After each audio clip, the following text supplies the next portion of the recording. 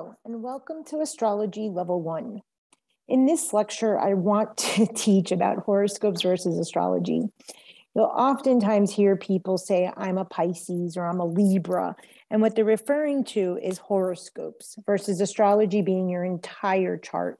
So I'm going to go through the origins of horoscopes versus astrology in a moment. Whenever you're focused on your sun sign, you're referring to horoscopes.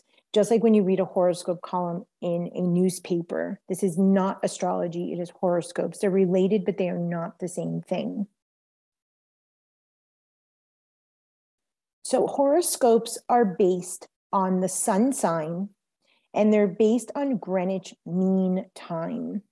This is located, it's like a world clock, if you will, in Greenwich in the UK. And prior to 1972, this was the way that we would do horoscopes. And now it's moved into more of a universal time, but the code GMT is still used. And so when you read horoscopes in the paper or magazine, they're rooted on GMT and only on sun sign. So let me give you an example. When right now the sun is in Capricorn and Pluto is in Capricorn. So there is a relationship between Capricornians right now and Pluto. However, Pluto could take 12 to 24 years to be in the sign. So to say that everybody that's a Capricorn based on GMT, and let's say that the sun in the GMT chart is in the 5th house, that everybody has a relationship to the sun in the 5th connected to Pluto because they're a Capricorn is just not fair. Now, there are broad strokes. Right now, Mars is in Scorpio. So yes, everybody who has any planet, especially a sun, that is found in the fixed cross, Leo, Aquarius, Taurus, Scorpio, does have some impact negatively of Mars. That is accurate. But these are very general things, and they're based on only the sun sign and on an erroneous clock that may or may not have anything to do with where you were born and what your chart looks like. So this is an astrology chart. An astrology chart is extremely comprehensive, and it is way more than just your sun sign. So this person here has a sun in the Pisces in the 4th house.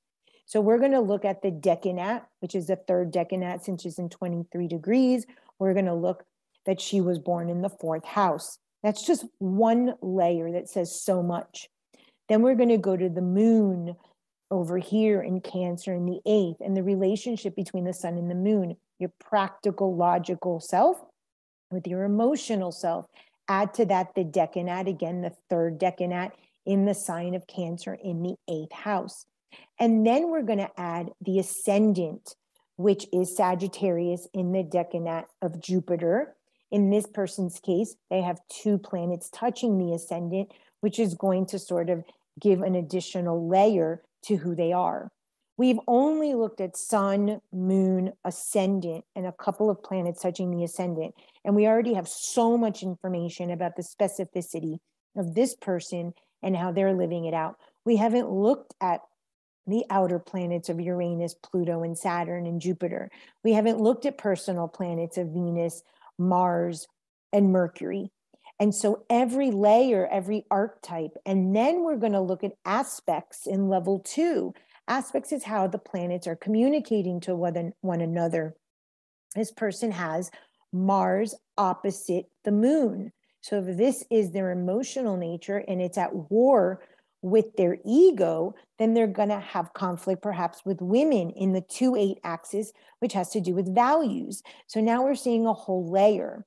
So in astrology level 1, you're going to learn all the archetypes, all the houses, all the planets. In astrology level 2, you're going to start learning how the planets communicate.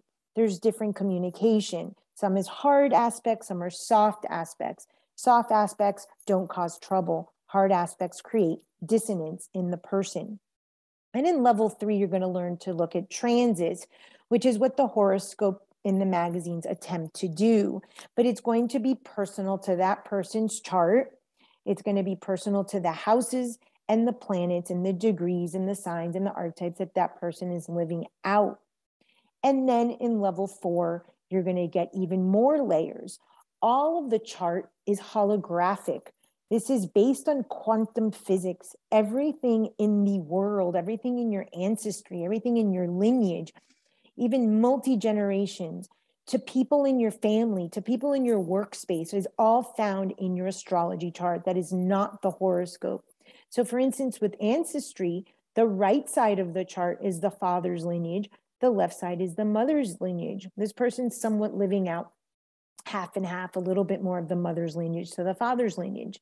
The way the planets communicate may indicate that this person's father's lineage lost a lot of babies. Maybe many mothers had death of children. And maybe in the mother's lineage, the men were very ambitious and made a lot of money. And you start to layer on the ancestry. In this, we can see generational trauma. We can see emotional loyalties that are passed on. It's very, very comprehensive and complex.